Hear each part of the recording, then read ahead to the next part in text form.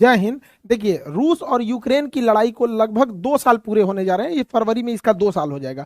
अभी जिस एरिया में रूस एंट्री कर चुका था यूक्रेन में, वहां से जब वो लौट रहा है ना, तो अपने पूरे रास्ते में माइंस बिछाते जा रहा है। और ये माइंस दो तरह के, एंटी पर्सनल और एंटी टैंक। एंटी पर्सनल पे थोड़ा सा वेट आता है एक आदमी का, तो ब्लास्ट कर जाता है, और एंटी टैंक में ज्यादा वेट आता है, उस वजह से वो ज्यादा ब्लास्ट करता है और बड़े व्हीकल्स को तबाह करता है। उस पर कई टन का लोड आता है। तो अभी यूक्रेन के लोगों को, यूक्रेन के सोल्जर्स को ना माइंस हटाने में बहुत प्रॉब्लम हो रहा है। रीजन क्या है, तो कहीं कहीं फेंक के चला गया, और अगर नहीं हटाया जाएगा तो कई सालों तक होते हैं। आप सोचिए कि सेकेंड वर्ल्ड वॉर के खत्म हुए अभी 70 साल हो गए हैं यहाँ पर। उस समय के भी कुछ कुछ माइंस है जो अभी भी फटते हैं वहां पे, क्योंकि वो ब्लास्ट नहीं हुए थे। इधर कभी कभी फट जाते हैं वहां पे। तो इतना ज्यादा तबाही हो जाता है। अमेरिका जब वियतनाम से गया था, तो वहां पे भी कई सारे बम बारूद बाद तक में फट रहे थे यहाँ पर। इतना लंबा ये सब का सेल्फ लाइफ होता है। ये बारूद है यहाँ पे, कभी भी ब्लास्ट हो सकता है। जितना समय बीतेगा बहुत कमजोर पड़ते जाते हैं। और इसी बीच यूक्रेन और रूस की लड़ाई में रसिया ने अमेरिका को धमकी देने के लिए, अमेरिका को एक लेसन देने के लिए, अभी उसके ऊपर एक प्रेशर बनाने के लिए एक नए मिसाइल का परीक्षण किया। और ये नया मिसाइल पानी के अंदर से मारता है, पता ही नहीं है, हिडन टारगेट है, ये साइलेंट किलर कहा जाता है पनडुब्बी को। पनडुब्बी के अंदर से ये बैलिस्टिक मिसाइल को मारा है। अब ये बैलिस्टिक मिसाइल कैसे काम करती है इसको समझते हैं। ये बैलिस्टिक मिसाइल यूक्रेन के लिए है नहीं। यूक्रेन के लिए तो छोटी मिसाइलों की जरूरत है, जो कम दूरी तक जाती हैं और थोड़ी तबाही मचाती है, उसे टैक्टिकल मिसाइल कहते हैं। तो यूक्रेन के लिए तो टैक्टिकल मिसाइल ही बहुत है। लेकिन जो लॉन्ग दूरी तक जाती है और हैवी तबाही मचाती है, उसे कहते हैं स्ट्रेटेजिक मिसाइल। तो रशिया ने अभी स्ट्रेटेजिक मिसाइल का परीक्षण किया, और जो कि पनडुब्बी के अंदर से, देखिए ये जो पनडुब्बी है, ये बड़ा शांत दिखती है, इसको साइलेंट किलर कहा जाता है। ये बंदरगाह पे लाया जाता है, ये बबल्स लगाए जाते हैं ताकि ये बंदरगाह से टकराए नहीं, जिससे कि इसके स्ट्रक्चरल डैमेज हो जाए। तो यहाँ लाया जाता है बंदरगाह पे, ये पानी के अंदर चली जाती है। अभी तो ये किनारे पे है, इसलिए ये बाहर दिख रही है। इसके ऊपर रबर की कोटिंग की जाती है, जिस वजह से इसके अंदर का वाइब्रेशन पता नहीं चलता है, और सोनार के अंदर ये डिटेक्ट नहीं हो पाती है। और जब ये इसको बंदरगाह से दूर ले जाना होता है, तो टग बोट से इसे ढकेल के गहरे पानी में ले जाया जाता है। ये टग बोट्स बहुत जरूरी होते हैं। कितने भी बड़ी जहाज हो जाए, चाहे टाइटेनिक हो या भारत का विक्रमादित्य, विक्रांत, जो भी युद्धक जहाज हो जाए, उनको टग बोट्स ही बंदरगाह तक खींच के लाते हैं। और बंदरगाह से भी बाहर करने का काम यही छोटे वाले टग बोट्स करते हैं। बड़े पावरफुल होते हैं, ये ढकेल के लेके चले जाते हैं, फिर गहरे पानी में ही आगे चले जाते हैं। तो ये सबमरीन जो होते हैं साइलेंट किलर है। ये पानी के अंदर चली जाएगी और पता ही नहीं चलेगा, और पानी के अंदर जाने के बाद ये मिसाइल को फायर कर देगी। ये पनडुब्बी जो है पूरा पानी के अंदर चली गई, और इसके अंदर से ये मिसाइल फायर कर देगी ऊपर से, और ये अचानक पता ही नहीं चलेगा कहाँ गया। इसका स्ट्रक्चर काफी कॉम्प्लिकेटेड होता है पनडुब्बी का। आगे का पोर्शन तो मेनली इसका केवल एमुनेशन के लिए यूज होता है। यहाँ पर, यहाँ ऊपर की ओर ये वर्टिकल्स मिसाइलें होती हैं निकलने के लिए। आगे से इसके अंदर टॉर्पीडो लगे होते हैं। टॉर्पीडो क्या होता है, अंदर अंदर किसी दूसरी पनडुब्बी को मारना है तो टॉर्पीडो, या अंदर से किसी पानी वाली जहाज को मारना है तो टॉर्पीडो। लेकिन टॉर्पीडो ग्राउंड अटैक नहीं कर पाता है। इसलिए ग्राउंड अटैक करने के लिए, जैसे पानी के अंदर किसी देश के ऊपर हमला करना है, तो उसके लिए आपको मिसाइल की जरूरत होती है। तो वर्टिकल लॉन्च के लिए मिसाइल, सामने के लिए यूज कर देते हैं टॉर्पीडो। कई बार टॉर्पीडो के लिए पीछे से भी स्पेस दिए रहते हैं, टॉर्पीडो के लिए अलग अलग जगह से फायर करने के लिए। अब अलग अलग जगह पे यहाँ पे यूजेस होते हैं इसके। पनडुब्बी का स्ट्रक्चर काफी कॉम्प्लिकेटेड होता है पनडुब्बी का। बेसिकली ये आगे का एरिया हो गया टॉर्पीडो के लिए, ऊपर वाला ये मिसाइल के लिए हो गया, battery system, accommodation system, command centre, APU centre, अलग अलग चीजें होती हैं। पूरी पनडुब्बी की संरचना काफी जटिल होती है। और बड़े साइज की पनडुब्बी पूरी दुनिया में सबसे ज्यादा रसिया बनाता है। उसकी पनडुब्बी बहुत बड़ी साइज की होती है, जिस वजह से उसमें बहुत ज्यादा साइज के मिसाइलें आ जाती हैं। ये पनडुब्बी जो दिखने में शरीफ होती है, इसके आगे का एरिया में पूरा मिसाइल ऐसे भरे रहते हैं सब। यहाँ पे आप देखिए, पनडुब्बी के आगे का ये हैच खुल जाता है, और इसी में से अंदर से मिसाइल निकलती हैं सब। यहाँ पे ये पानी के अंदर चला जाएगा, अभी तो इसमें पानी घुस जाएगा। यहाँ पे इसके अंदर हैच होता है। यहाँ देखिए कितना हैच बना हुआ है, 1 2 3 4 5 6 7 8। हमको तो 8 दिख रहा है, 8 इधर है, 8 इधर है, यानी 16 बैलिस्टिक मिसाइल मार सकता है यहाँ पे। और हर बैलिस्टिक मिसाइल में परमाणु बम अब यूज कर सकते हैं। बैलिस्टिक मिसाइल बेसिकली परमाणु बम के लिए होती है। तो सोचिए इतना ज्यादा ये पावरफुल होता है। जब इसमें से मिसाइल निकलता है तो पानी इसके अंदर नहीं घुस पाता है, क्योंकि ये पानी के अंदर चली जाती है। मिसाइल निकलने से पहले इसके अंदर स्टीम, भाप छोड़ा जाता है, जो प्रेशर से पानी को आने ही नहीं देता। अब तब तक यहाँ से मिसाइल चली जाती है, फिर ये हैच को बंद कर दिया जाता है, और अंदर साइलेंट किलर बोला जाता है इन पनडुब्बियों को। अब ये इतना अंदर से फायर करेगा, पता ही नहीं चलेगा कहाँ है, समुद्र के अंदर। और हिटलर की सेना की ये बहुत बड़ी ताकत थी, यू बोट्स। उसने यू बोट्स बोला था यहाँ पर। तो ये नौसेना का एकदम रीढ़ कहा जाता है पनडुब्बी, किसी को भी पता ही नहीं चलेगा, अंदर अंदर रहेगा, ना रडार में आने वाला है ना किसी में। और परमाणु पनडुब्बी है तो बाहर भी नहीं निकलेगा। जैसे डीजल इलेक्ट्रॉनिक पनडुब्बी क्या होती है, वो बाहर निकल के अपना जनरेटर चालू करती है और उससे बैटरी चार्ज कर लेती है, और बैटरी चार्ज करने के 6-7 घंटे पानी के अंदर रहती है। लेकिन जब बैटरी डिस्चार्ज होता है तो जनरेटर ऑन करने के लिए उसे एयर की जरूरत होती है, उसके लिए वो पानी के सतह पे आता है और वहां डिटेक्ट हो जाता है। लेकिन परमाणु पनडुब्बी में ऐसा कुछ नहीं होता है, वो अंदर ही अंदर रहेगी और पता नहीं चलेगा, अंदर से अचानक से मिसाइल निकल के मार देगा। तो रशिया ने जो अभी मिसाइल परीक्षण किया है और ब्लावा मिसाइल का परीक्षण किया है, यह मिसाइल बैलिस्टिक मिसाइल है और पानी के अंदर से ही फायर किया जा सकता है। बैलिस्टिक मिसाइल जो है हमेशा लॉन्ग रेंज के लिए यूज होती है, लॉन्ग रेंज के लिए, और ये प्रोजेक्टाइल पे काम करेगा। एक बार ये अंतरिक्ष में चला जाएगा और वहां से अपने टारगेट को सेलेक्ट करने के बाद वापस आएगा।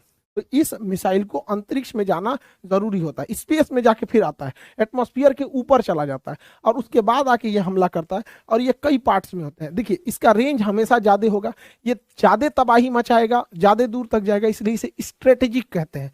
अगर कम तबाही और थोड़ी दूर तक जाता है तो उसे हम टैक्टिकल कहते हैं। इसमें रॉकेट इंजन का यूज होता है। क्यों? क्योंकि जब ये एटमॉस्फेयर को छोड़ देगा तो यहाँ पर हवा खत्म, ऑक्सीजन खत्म, और आपको पता है कि किसी भी चीज को जलने के लिए ऑक्सीजन की जरूरत होती है। तो इसके अंदर जो फ्यूल है वो तो जल ही नहीं पाएगा अंतरिक्ष में, क्योंकि वहां पे तो ऑक्सीजन ही नहीं है। तो इसलिए अपना एगो ऑक्सीजनों का सिलेंडर लेके जाता है और धधकाते रहता है, धधकाओ यहाँ पे धधकाते रहता है। तो जो जहाज या जो इंस्ट्रूमेंट, जो भी मतलब इंजन अपना पर्सनल ऑक्सीजन का सिलेंडर लिया रहता है उसे कहते हैं रॉकेट इंजन, और जो बाहर से ऑक्सीजन सूंघता है इसे उसे कहते हैं जेट इंजन। तो जहाज में लगल रहता है जेट इंजन, हेलीकॉप्टर में जेट इंजन, वो बाहर से सूंघ लेता है ऑक्सीजन, इसे हो गया काम। ई अंतरिक्ष में चल गया, पता चला सूंघ ही नहीं पाएगा। अब हवाई जहाज लेके हम लोग अंतरिक्ष में जाइए नहीं सकते। हवाई जहाज तो चल जाएगा, मर जाएंगे बाकी लोग, क्योंकि जाने के बाद इंजन बंद हो जाएगा, जैसे एटमॉस्फेयर में इंटर करेगा बंद हो जाएगा इंजन, वहां पे दुर्घटना हो जाएगा। तो ये अपना ऑक्सीजन का एक अलग से टंकी लेके जाता है, तो वो हो गया रॉकेट इंजन का यूज होता है। और इसे कम्युनिकेशन के लिए सैटेलाइट की जरूरत पड़ती है। बिना सैटेलाइट के बैलिस्टिक मिसाइल को गाइड नहीं किया जा सकता, क्योंकि ये पृथ्वी के बड़े दूर तक हमला करते हैं सर। तो इसे क्या होता है कि कोई ना कोई सैटेलाइट चाहिए उसे टारगेट दिखाने वाला। अब जब ये वापस आता है तो अपने काइनेटिक एनर्जी और पृथ्वी के ग्रेविटेशन की वजह से बहुत तेजी से आता है। अब यहाँ पे क्या किया वैज्ञानिकों ने, दिमाग लगाया कि जब मिसाइल भेज ही रहे हैं तो इसके साथ इसके अंदर 8-10 ठो परमाणु बम रख दे। एक ठो यहाँ गिरा देते हैं, एक यहाँ गिरा देते हैं, एक यहाँ गिरा देते हैं, कुछ यहाँ गिरा देते हैं, तो हो गया एक ही से मल्टीपल टारगेट पर हमला किया जा सकता है। इसलिए ये बैलिस्टिक मिसाइल बहुत खतरनाक होते हैं।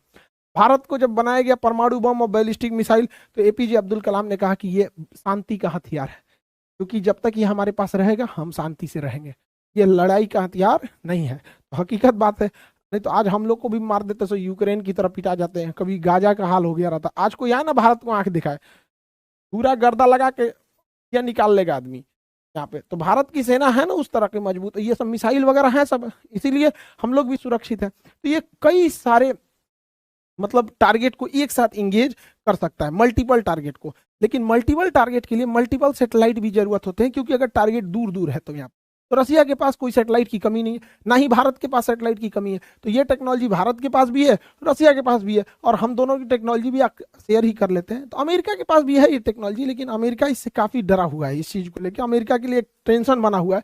अभी ये स्टार्टिंग फेज में है, और ये जब री एंट्री करती है तो इसके साथ ये इसकी रेंज जो है लगभग 8,000 किलोमीटर है। अमेरिका का किसी भी कोना दुनिया के जगह पे ये जाके मार सकती है। मान के चलिए अगर किसी 8,000 से ज्यादा मारना है, 10,000, तो क्या दिक्कत है, पनडुब्बी पानी में उतरेगी, 2,000 किलोमीटर चल देगी, वहां जाके मार देगी। तो पानी तो पूरी दुनिया में फैला हुआ है, कहीं भी जाके मार सकती है। और इसके साथ 6 पेलोड जा सकते हैं, 6 परमाणु बम एक साथ ले जा सकता है। 2 गो मारा था जापान के हिरोशिमा नागासाकी में, जापान तबाह हो गए थे। तो अभी अमेरिका के लिए सरदर्द बनाया हुआ है यहाँ पर, क्योंकि ये पनडुब्बी कहीं भी जा सकती है, नहीं भी जाएगी तो यहीं से मार देगा किसी भी शहर पे, ज्यादा उड़ेंगे तो यहाँ पर। अभी अमेरिका भी इंगेज हो चुका है, फंस गया है इजराइल और फिलिस्तीन में। यहाँ उसने 2-2 ठो जंगी जहाज लगा रखा है भूमध्य सागर में और लाल सागर में लगा रखा है, क्योंकि लाल सागर से अगर हटेगा तो हैती विद्रोही इधर से चलेंगे यहाँ पर, हौती विद्रोही, और अगर भूमध्य सागर से हटेगा तो तुर्की और रसिया इसकी मदद करने के लिए चल देंगे। तो इजराइल की सपोर्ट के लिए अमेरिका वहां पे लगा के रखा है अपना जंगी बेड़ा। रसिया भी एक और प्रॉब्लम को फेस कर रहा है, रसिया के ऊपर प्रतिबंध लगा दिए गए, जिस वजह से वो व्यापार नहीं कर पा रहा है, और जो उसके पहले से व्यापार हो चुके हैं, जिसके डील साइन हो गए हैं, उसके में भी पेमेंट में बहुत दिक्कत आ रहा है।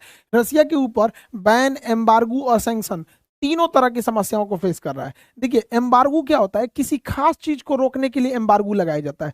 जैसे मान के चलिए फिलिस्तीन और इसराइल के बीच में जो कॉन्फ्लिक्ट हो रहा है, तो फिलिस्तीन की ओर से अरब कंट्री है, अगर अरब कंट्री ये कह दें कि वो ये इसराइल वगैरह मैटर पे, कि अगर अरब कंट्री कह दे कि हम उन्हें पेट्रोल नहीं देंगे, मेनली वो केवल एक प्रोडक्ट या एक से दो प्रोडक्ट पे रोक लगाते हैं, तो उसे एम्बार्गो कहते हैं। जैसे ऑयल एम्बार्गो ऐसे अरब कंट्री ने कर दिया था, हालांकि अभी उनमें इतना हिम्मत बचा नहीं है कि जो इसराइल के खिलाफ इतना बड़ा एक्शन वो ले पाएंगे। तो एम्बार्गो होता है तो किसी एक दो चीज पे रोक लगा देना उसे एम्बार्गो कहते हैं। पूरे कंप्लीटेड रोक देना उसे कहते हैं बैन लगा देना। कंप्लीट रोक दिया तो बैन। तो एम्बार्गो छोटा हो जाता है, बैन थोड़ा बड़ा होता है।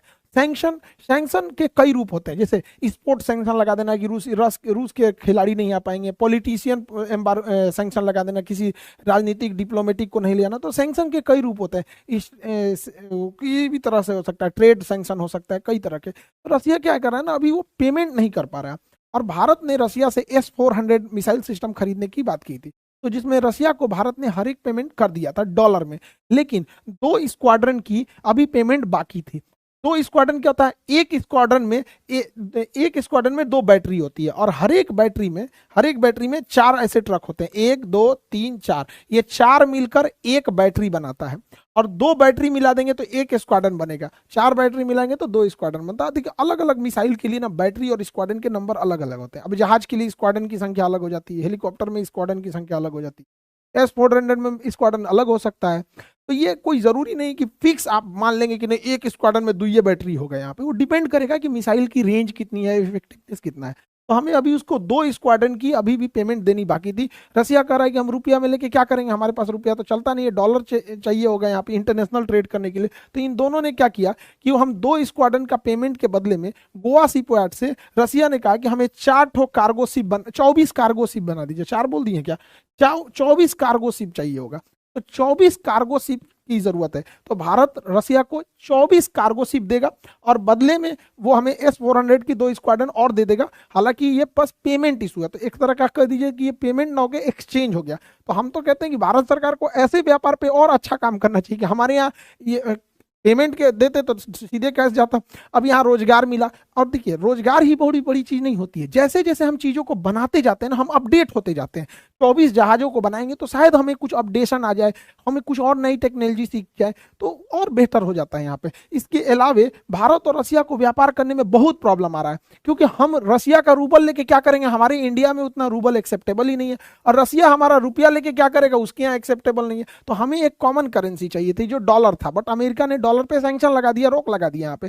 तो हम क्या करें, तो हमारा व्यापार दुबई से भी अच्छा था, रसिया का भी दुबई से बहुत अच्छा है, तो दुबई का दिरहम, तो अभी हम दोनों व्यापार किस में करेंगे, दिरहम में, क्योंकि रूस दिरहम को लेके यूएई में भेजा सकता है, और हम लोग भी इसे कर सकते हैं यूएई के पास। तो हम दोनों के पास दिरहम अच्छा है, और यूएई जो है इस सब मामले में बहुत बेहतरीन है, वो इस सब चीजों में व्यापार में सैंक्शन वगैरह में नहीं पड़ रहा है। तो ये दोनों के बीच का एक रास्ता निकाला गया। आई होप आप सब समझे होंगे। आप सभी देशवासियों को हैप्पी दिवाली, दिवाली की ढेर सारी शुभकामनाएं। हैप्पी दिवाली, एकदम अब पूरे देश में खुशहाली आए दिवाली के अवसर पे। सारे लोगों को ढेर सारी शुभकामनाएं, पूरे देश वालों को हैप्पी हैप्पी हैप्पी दिवाली। मिलेंगे नेक्स्ट क्लास में। जय हिंद।